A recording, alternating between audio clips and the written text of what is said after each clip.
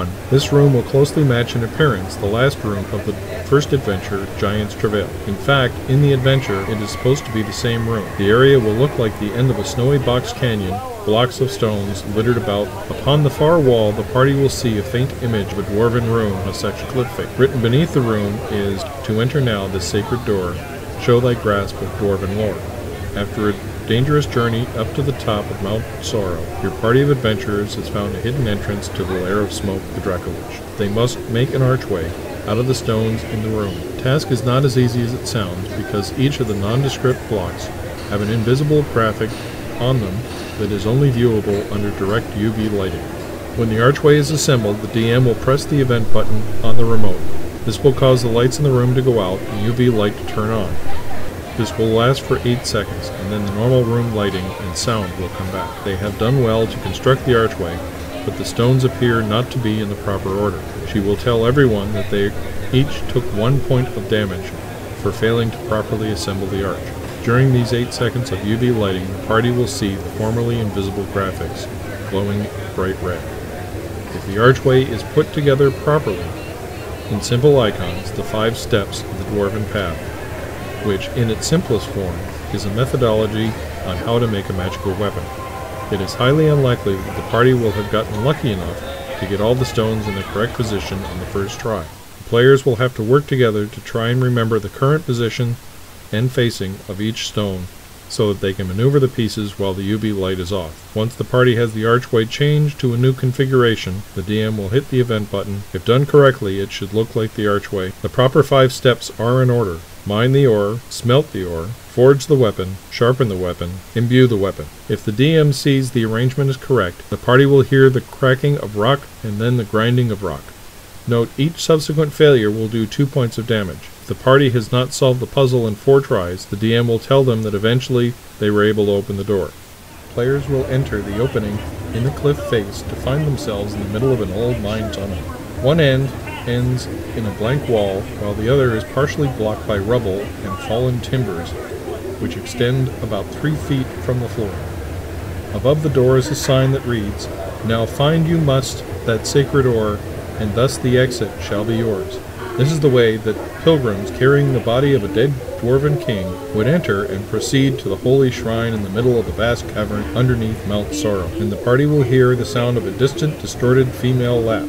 It will appear to be coming from the partially collapsed tunnel. It is at that time that the party will see a ghostly hand appear floating in midair behind the rubble, and it will be holding a huge lump of iron ore. At the time the party will hear the ghostly voice speak in a teasing manner. As this voice speaks, the body of a female figure will slowly be revealed, and then the party will be surprised by a loud evil scream. At that very moment, the NPC will turn around and rush toward the party. The specter will be revealed to be a monstrous-looking female with red glowing eyes. It will be time for combat. At the moment, the NPC will point in the general direction of the party, and she will say, "I want that one." The DM will pick one player near where the NPC is pointing, and he will inform the player that they were surprised by a sudden attack of a ghostly figure. Special attack, Dark Stain. Affected characters are unable to be healed by magic for the rest of the game. This malady can be cured with any one of these tokens: Censer of Sacrifice, Potion of Blessed Brandy, Potion Death Draught, Salve of Restoration, Scroll Remove Curse. Bardic Rune Check. Successful completion of the Bard Rune skill test will reveal to the Bard that hitting the monster with melee weapons will cause Dark Rift damage upon the striker. The Spectre is the evil spirit of the Dark Beguiler from the final room of Giant's Travail. Spectre, Normal, AC 14, Attacks, +6/+6, Damage, 6, Save bonus +3, Undead Dark Rift, Special Defense, Dark Rift Aura, Special Attacks, Dark Rift Sane, Hit points 50. Nightmare, AC 21, Attacks +12/+12, Damage 12, +8 Save bonus, Special Defense, Dark Rift Aura, Special Attack, Dark Stain, Hit points 100. Room 3, Puzzle. The room appears to be a smelting room of sorts. A simple iron bowl rests upon a 3-foot-high pedestal, and a sign that sits above this bowl reads, "To make the steel you may need now, my words in ink will show you how." But the 2 striking features are the 2 iron tables at both ends of the room. Both of these tables have fires burning beneath them, and each one appears to be red with heat. On one table is a group of 10 iron buckets in 3 different sizes. On the other table, a large iron smelting pot that already appears to contain some glowing liquid mithril. Each of the 10 buckets, 4 large, 4 medium, 2 small, on the first table are partially filled with what appear to be red-hot balls of glowing mithril. Resting next to the table are 10 4-feet-long poles. Each of them have a flat edge on one side. These poles are used in pairs to carry the hot buckets. Above the table of pots is the inscription, "To make the steel that you need now." This list, as scribed, will show you how. To smelt this ore as you must, by adding 5 that you construe. Pour you must all 5 with haste, before the glow of heat is chased. Pour 1 and 2, then 2 most quick. From serf to king shall do the trick. When the first pot is removed from the table, this will start a 30-second sound clip of hot fizzles and pops, and at the end of the 30 seconds, the UV lights in the room will go out for 10 seconds. If the party has not completed all 5 of the smelting processes properly by the time the UV light goes off, the DM will announce that everyone takes 4 points of damage, and the party will have one more chance to perform the task with the remaining pot, if time allows. Room 4. Next to the door is a sign that reads, "See your way from this forge room. A weapon now you must see bloom." The party will hear the musical female voice that will recite this poem.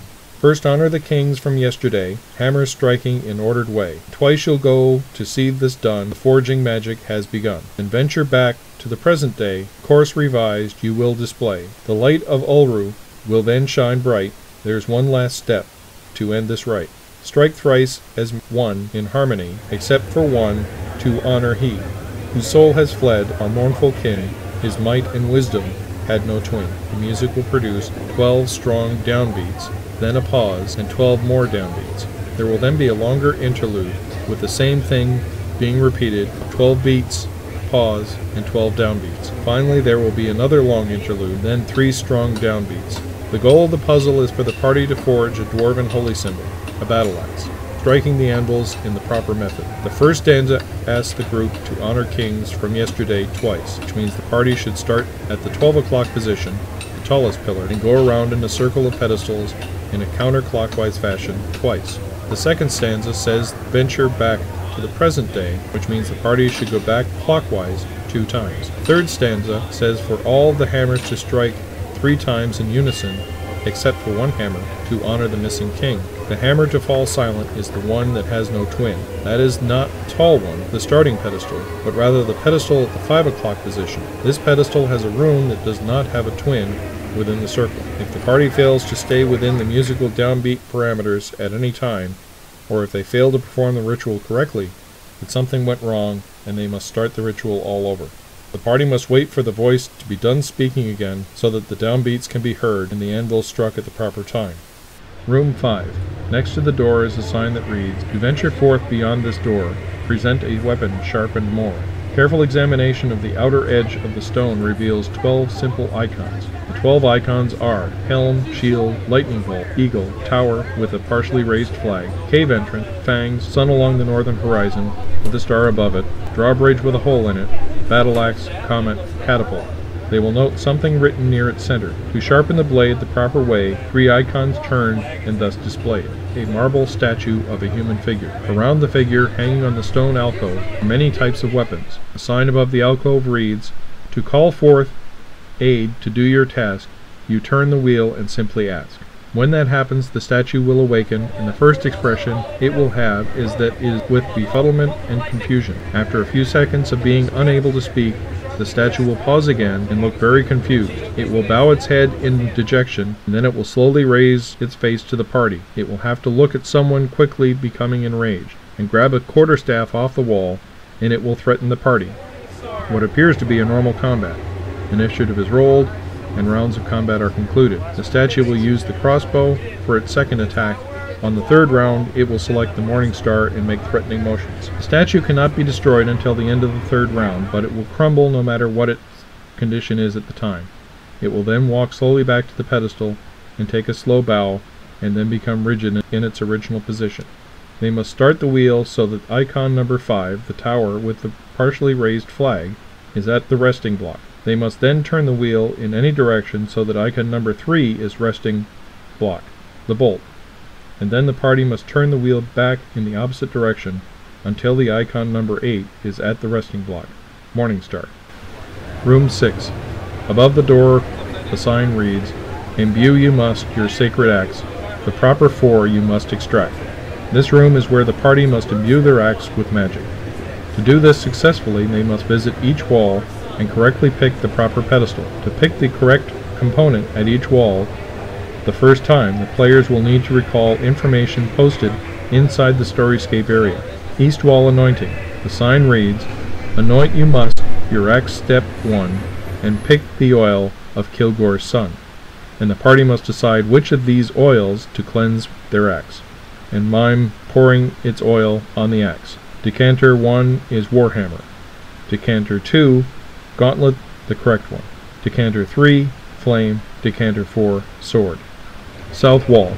The sign reads, "The mystic embers are applied, so choose the one of Delmore's pride, and draw out a handful of ash, and rub it on the axe." Earn 1, Ironwood Embers. Earn 2, Blackwood Embers. Earn 3, Silverwood Embers. Earn 4, Embers of a Hasty Treant. The correct one is the Ironwood Embers. West Wall. Heating. The sign reads, "The blade must glow with proper heat, so match the one in Benro's feet. Place the axe head over the flame and pretend to heat the axe." Flame number 1, Green Flame, small, which is the correct one. Flame 2, Orange Flame. Flame 3, Blue Flame. Flame 4, Purple Flame. North Wall. Quenching. The sign reads, "Last quench the blade to seal the charm. Thrust it thus in Frenard's arm." Barrel number 1, Brandy of the Nine Hells. Barrel number 2, Ale of Winter's Breath, the correct one. Barrel 3, Pavernox Pilsner. Barrel 4, Whiskey of the Wild Steppes.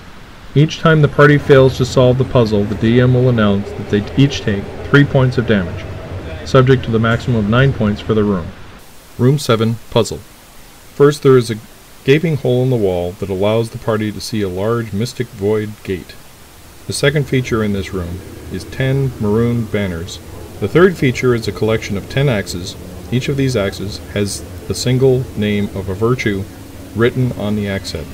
The final feature of the room is a stone sarcophagus where the body of a dead king would normally be placed. Its surface has 10 strange-looking runes, and each rune has a hole in the lid near it.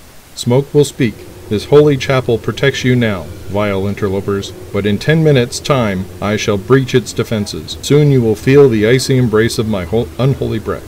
The puzzle in this room asks the party to match the virtue named on the axe with the rune, Old Dwarvish, Deep Dwarven, on the lid of the sarcophagus. The clue as to what rune matches each virtue is located in each of the virtues' descriptions.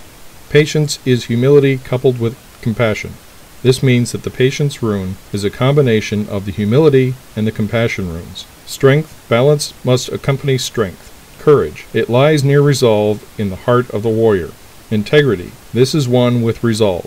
Wisdom, wisdom is unlike any of the virtues, it grows from mistakes. Praise Ulru, the Deep Mother, is piety. Loyalty, a reflection of integrity toward your liege.